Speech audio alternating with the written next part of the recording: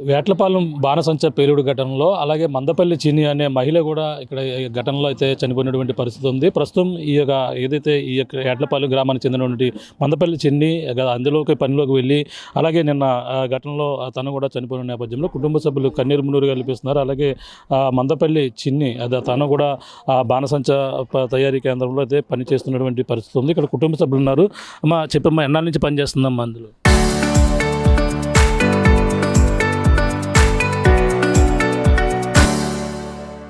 15 సంవత్సరాల పని నుంచి చేస్తుంది బాబు.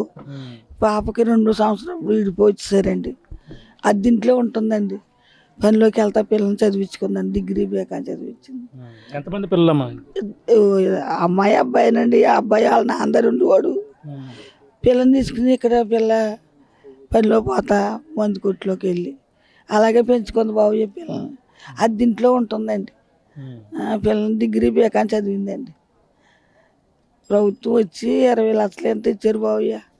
మరి ఇల్లు ఇస్తా అన్నారు, పిల్లకి జాబ్ ఇస్తా అన్నారు. ఇంకా 2 ఇస్తే చాలని మేము దానికి సంతోషపడ్డాం బాబు. ఎన్నాళ్ళ నుంచి వెళ్తుంది అంటున్నారు. అందులో అక్కడ ఏ పనులు చేస్తుంటుందండి ఆవిడ?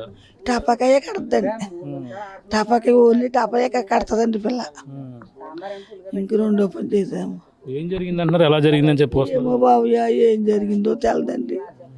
ఇలా పేలిం తెలగానే కుర్రలు పారిపోతే కనపడలేదంటే ఎక్కడో మళ్ళీ పడిపోతుందండి. 4 గంటలు దొరికిందండి బాబు. మరి శబ్దాలు భారీ విపరీతంగా వచ్చాయంటే ఇక్కడ దూరం ఎలా వచ్చాము శబ్దాలు? భూకంపం వచ్చినట్టు అదిరిపోయాయండి ఇల్లు అన్నీ. ఏమైందని బయటకి అందరం పారిపోతామండి. వచ్చి మా ఆడపడిచండి చూతులుగా మంటలో పొగలు పొలవమని కమ్మేసి గోలెట్టేస్తే ముందు వేరే కొట్టు అనుకున్నామండి. తర్వాత మా ఆడపడిచెల్ని కొట్టు అన్నారండి. ఇప్పుడు సాయంత్రం 4 గంటలకు 5 గంటలకు దొరికిందన్నారండి. అంతేండి, ఏ మాట ఆడలేదండి మాతోనే. 3 రోజులు అవుతుందండి మేము చూసి. అది ఇంట్లో ఉంటుందండి ఆవిడ. ఏదండి మా ఇల్లు అండి.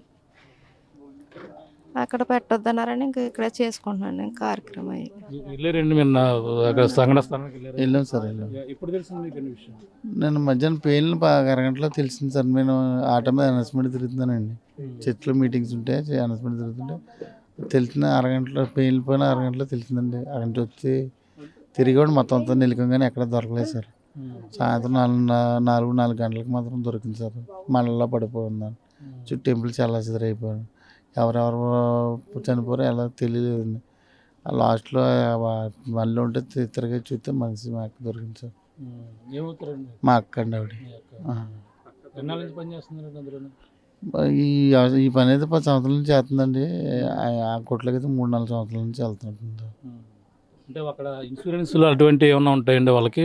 ఫస్ట్ నుంచి కూడా చెప్పడం ఇన్సూరెన్స్ ఉండడం వాళ్ళకి ఎలాంటి ఏమైనా ఉంటాయని చెప్పడం అంటారా సార్? మరి చేయించలేదు తెలియదు సార్. మాకు తెలియదండి. అంటే నేను ఆ పనులకి వెళ్ళండి. ఇప్పుడు తిన ఒకరితో వెళ్తుందండి. వ్యవసాయ పనులు కూడా లేవు కదా సార్. ఈ పని మీద బతుకుతారండి ఆవిడకి. పాప డిగ్రీ చదువుతుంది. బాబు ఉన్నాడండి. అక్కడే ఉంటుందండి. మా బావగారితో ఇప్పుడు చిన్నప్పుడే పిల్లలు చిన్నప్పుడే ఇడిపోయి పిల్లల్ని పెంచుకుంటుందండి. పిల్లల్ని ఎద్దింట్లో ఉంటా పెంచుకుంటా దొరక చేసుకొచ్చిందండి. ఆధారం కూడా లేకుండా పోయిందండి ఆ పాపకి. చిన్ని కుమార్తె ఉన్నారు, మాట్లాడదాం. చెప్పండి, మీ అమ్మగారు ఎన్నాళ్ళ నుంచి అందులో పనులకు వెళ్తున్నారు? ఇంకా చిన్నప్పటి నుంచి వెళ్తున్నారండి దాంట్లోకి అండి. మా నాన్న చిన్నప్పుడు ఇడిపోయారండి. మా అమ్మ ఒకతే అలాగా ఒంటరి మహిళగా ఉండి మా అమ్మ పనులకి ముందు గుట్లోకి వెళ్తేనే అలా కష్టపడి నాకు చదివించిందండి. నేను డిగ్రీ బీకాం చదివానండి. ఇలా గవర్నమెంట్ వాళ్ళు కూడా ఇలా వచ్చారు, మాకు ఆసరాగా వచ్చే నిలబడతామని చెప్పారండి.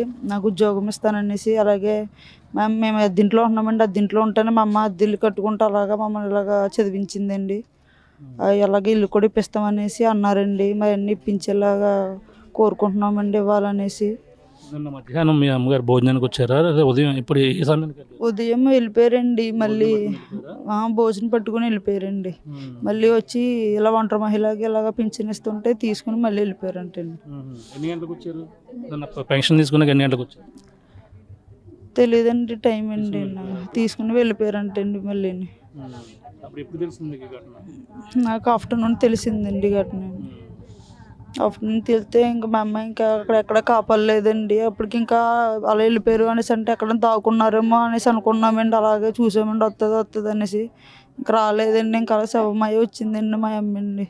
ఇది పరిస్థితి. మందపల్లి చిన్ని ఎవరైతే ఉన్నారో మహిళ తన భర్త నుంచి విడిపోయి ఇక్కడే ఒక అద్దెంట్లో ఉంటుంది. డిగ్రీ చదువుకున్న పాపని చదువుకుంటూ ఉంటుంది. ఈ నేపథ్యంలోనే అందులోకి 3 సంవత్సరాల నుంచి ఏదైతే ఘటన జరిగినటువంటి ప్రాంతం ఏదైతుందో అందులోకి ఆ బాణసంచా కేంద్రం 3 సంవత్సరాల నుంచి కూడా వెళ్తున్న నేపథ్యంలో నిన్న ఘటన సరిగ్గా జరిగిన నేపథ్యంలో ఒక్కసారిగా భారీ విస్ఫోటనం అయితే ఇల్లు అన్నీ కూడా ఒక్కసారిగా షేక్ అయినటువంటి పరిస్థితి ఉంది. ఏం జరిగిందని తెలుసుకునే లోపల బాణసంచా కేంద్రం వద్ద భారీ పేలుడు సంభవించిన దగ్గరికి వెళ్ళి చూసేసరికి తన చిన్ని ఎవరైతే మందపల్లి చిన్ని కనిపించలేదు. పంట పొలాల మధ్య ఉన్నటువంటి చిన్నిని వెతికి కుటుంబ సభ్యులు అక్కడ కన్నీరు మున్నీరుగా ఎప్పుడైతే ప్రస్తుతం నిలిపిస్తున్నారో తనకు సంబంధించినటువంటి అంత్యక్రియలు కూడా పూర్తి చేసినటువంటి పరిస్థితి ఉంది. ఈ నేపథ్యంలో తనకి అన్ని విధాలుగా కూడా ఆదుకోవాలని, అలాగే తనకి ఇప్పటికే ప్రభుత్వం ప్రకటించినటువంటి 20 లక్షల రూపాయల చెక్కును కూడా అందించారు. అలాగే తనకి కుమార్తె డిగ్రీ చదువుతుంది. తన అనాథ అయిన నేపథ్యంలో ఒక ప్రభుత్వ ఉద్యోగం కూడా ఇవ్వాలంటూ కూడా కుటుంబ సభ్యులందరూ కూడా డిమాండ్ చేస్తున్నారు. తనకి నివాసం కూడా లేని పరిస్థితుల్లోనే తనకి నివాసాన్ని కూడా ప్రభుత్వం కూడా ఏర్పాటు చేస్తుంది. మరి చూడాలి, ఇవన్నీ కూడా ఆదుకునేందుకు అన్ని విధాలు కూడా ప్రభుత్వం అండగా ఉండాలంటూ కూడా కుటుంబ సభ్యులు అయితే ప్రస్తుతం కన్నీరు మునులుగా వెలిపిస్తున్నటువంటి పరిస్థితి ప్రధానంగా కనపడుతుందని చెప్పాలి. ఇక్కడున్న తాజా పరిస్థితి. కెమెరాతో ప్రకాష్ RTV ఏట్లపాలెం గ్రామం నుంచి. Local to global news at your fingertips. మీ చేతిలో ఒక ఆయుధం. Download R TV app. Media legend Ravi Prakash is back.